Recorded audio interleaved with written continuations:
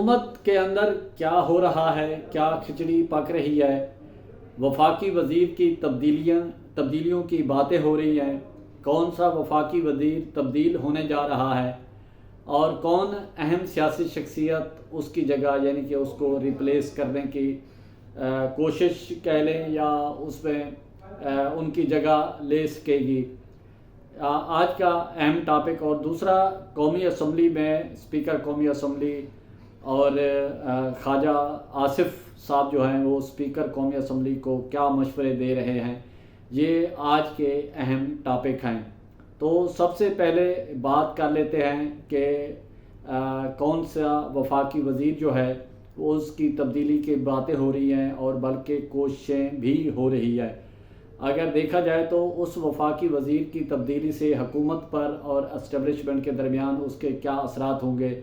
یہ آنے والا وقت بتائے گا اور جب اس پر امپلیمنٹ کیا جائے گا۔ تو جیسا ہم نے بتایا کہ وزیر داخلہ محسن نقوی صاحب کی تبدیلی کی باتیں ہو رہی ہیں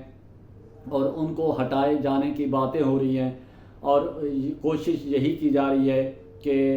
ان کو ہٹایا جائے۔ ان کے ساتھ وزیر اعظم شاید کمفرٹ نہیں ہے یا جو بھی صورتحال ہے، لیکن ان کو ہٹانے کی باتیں ہو رہی ہیں۔ اب دیکھ رہے ہیں کہ وزیر داخلہ محسن نقوی کو اگر ہٹایا جاتا ہے تو اس کے بعد حکومت اور اسٹیبلشمنٹ کے درمیان رابطے کس نوعیت کے ہوں گے اور کیا ہوگا۔ بہرحال ایک یہ ثواب دیدی سیاسی حکومت کا ہے، وزیر اعظم کا ہے، وہ کس کو کابینہ میں شامل کرتا ہے اور کس کو نہیں کرتا، اس میں اسٹیبلشمنٹ کا کوئی رول نہیں ہے۔ اس حوالے سے دیکھا جائے کہ جب جمہوری حکومت ہو تو اس میں وزیر اعظم نے خود فیصلے کرنے ہیں۔ تو وزیر داخلہ محسن نقوی کو اگر ہٹایا جاتا ہے تو اس کے ریپلیس میں بلاول بھٹو زرداری صاحب جو پیپلز پارٹی کے چیئرمین ہیں، ان کو وزیر داخلہ کی بنانے کی باتیں کی جا رہی ہیں اور سننے میں یہ بھی آیا کہ شاید ان کی سی وی بھی آگے چلی گئی ہے وزارت وزیر داخلہ کے لیے۔ اب دیکھنا یہ ہے کہ اس میں کیا صورتحال اختیار ہوتی ہے، کیا ہوتا ہے کہ ابھی تک یہ معاملہ پائپ لائن میں ہے، وہ آنے والے دنوں میں اس پہ امپلیمنٹ ہوتا ہے نہیں ہوتا، کیا صورتحال اختیار کرتی ہے، لیکن بہرحال اس طرح کی کوششیں ہو رہی ہیں اور کوششیں جاری ہیں۔ اور دوسرا ہمارا ٹاپک تھا اسپیکر قومی اسمبلی نے میڈیا پر جو قدغن لگائی ہے کہ اس حوالے سے کہ میڈیا جو ہے وہ راہداریوں میں یا پھر جو قومی اسمبلی کا گیٹ نمبر 1 ہے جو پارلیمنٹ ہاؤس میں پارلیمنٹیرین انٹر ہوتے ہیں تو اس میں اگر دیکھا جائے تو پاکستان جو پارلیمنٹری رپورٹر ایسوسیشن ہے اس نے متعدد بار یہ میڈیا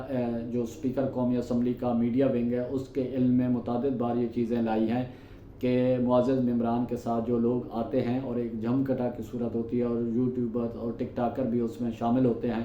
تو یہ صورتحال اس کو اسپیکر قومی اسمبلی دیکھے اور اس کا ملبہ جو ہے وہ میڈیا پر نہ ڈالا جائے اور میڈیا اس طرح کی حرکتیں نہیں کرتا۔ اور اس کے بعد پھر خواجہ آصف بھی متعدد بار وہ اس چیز کا اظہار کر چکے ہیں اور خواجہ آصف کی اپنی ایک منطق ہے، سوچ ہے، وہ سلیکٹڈ میڈیا میں جو لوگ دوست ہیں ان کے ساتھ بات کرتا ہے، پروگرام میں بیٹھا ہے جیسے حامد میر، کاشف عباسی 1 to 1، اور آج تک وہ کسی پینل میں نہیں بیٹھا اور شاید وہ اس وجہ سے بھی ڈرتا ہے کہ اس کے خلاف جو کراس کویسچن ہے تو اس سے وہ خوف زدہ ہوتا ہے۔ تو وہ عموماً یہ باتیں کرتا رہتا ہے کہ میڈیا کی پارلیمنٹ ہاؤس میں انٹری پر پابندی عائد کی جائے، یہ کیا جائے، وہ کیا جائے۔ اب دیکھ رہے ہیں یہ ہے کہ اسپیکر اس تمام تر صورتحال کو کیسا دیکھتا ہے۔ اور پھر بیچ میں جو ایک واقعہ ہوا طارق بشیر چیمہ والا، تو یہ انتہائی افسوسناک واقعہ ہوا اور جو پارلیمنٹیرین ہیں، معزز پارلیمنٹیرین ہیں اور جو ایک عوام کے سامنے سمبل ہوتے ہیں اور اس طرح کی یہ غلیظ زبان خواتین کے حوالے سے اگر استعمال کریں گے تو اس کی جتنی مذمت کی جائے وہ کم ہے۔ بہرحال اسپیکر قومی اسمبلی نے اس معاملے کو اچھا ٹیکل کیا اور یہ کریڈٹ زرتاج گل صاحبہ کو بھی جاتا ہے کہ انہوں نے ان کو معاف کیا اور معاملہ رفع دفع کرایا۔ اور پاکستان تحریک انصاف کے ارکان اسمبلی جس طرح بلکہ پیپلز پارٹی کے اور نون لیگ کے ارکان اسمبلی بھی جس طرح زرتاج گل کے ساتھ کھڑے رہے اور انہوں نے اس واقعے کی مذمت کی، اور اگر خدا نہ خواستہ اس میں اگر طارق بشیر چیمہ قومی اسمبلی کے حال سے نہ بھاگتا تو شاید آج وہ ایکس ہو جاتا، تو